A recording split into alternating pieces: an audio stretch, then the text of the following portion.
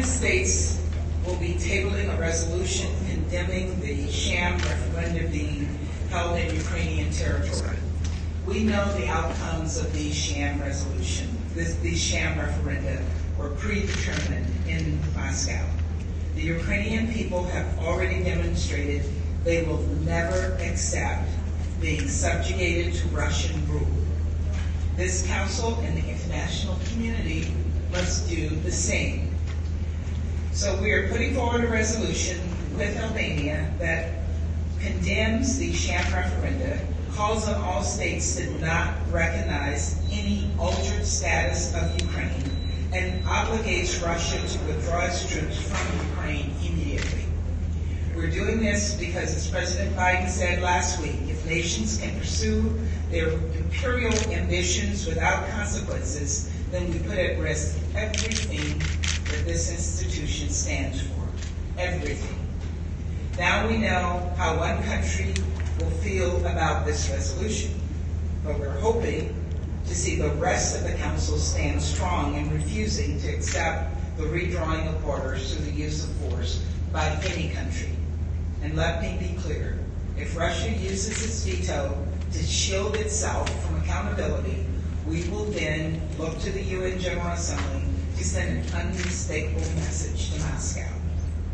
The world must stand together and defend the Charter of the United Nations.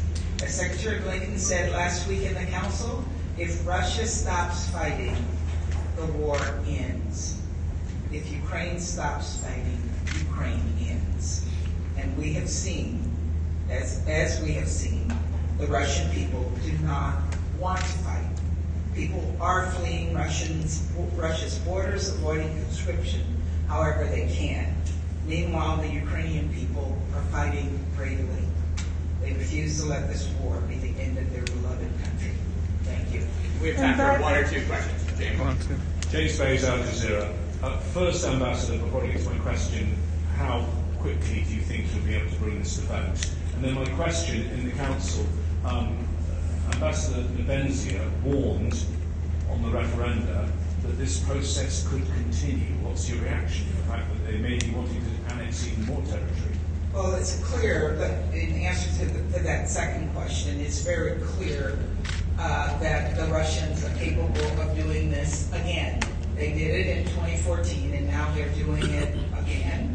So I have no doubts in my mind that they will attempt to do it, and that's why it's so important that we stand against this immediately, and that we will do. Our plan is to take a vote to the resolution to the General Assembly, if not late this week, early next week. Pam. Thanks so much, Ambassador, and thanks, Nate. Pamela Faw from CBS News. President Zelensky, to the Council, said he'd like security guarantees and more aid so that this kind of move doesn't continue. What's your reaction to that?